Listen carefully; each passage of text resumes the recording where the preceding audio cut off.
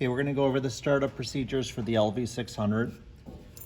We're gonna turn the key to the on position, wait for the computer to load.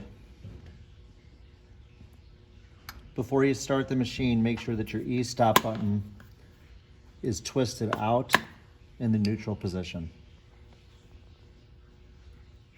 Okay, once your machine is turned on at the computer, you go to the remote control. Once again, make sure that the stop button is twisted to the out position. You can push down and then twist it back out. Then you're gonna go to the right side of the remote control and there's a green button. You're gonna press the green button and release it.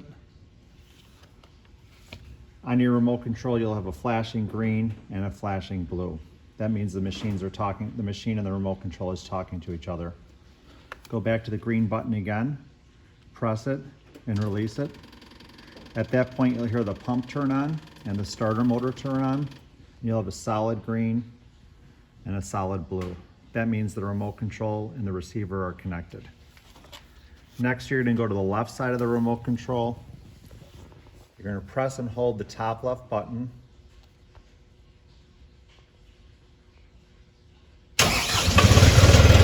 After about 5 seconds, the machine's gonna start. To turn the machine off, press the bottom button. As you can see, the lights are still lit up. That means you have connection. So you can stop and start the machine again with the top left button with that same 5-second pause.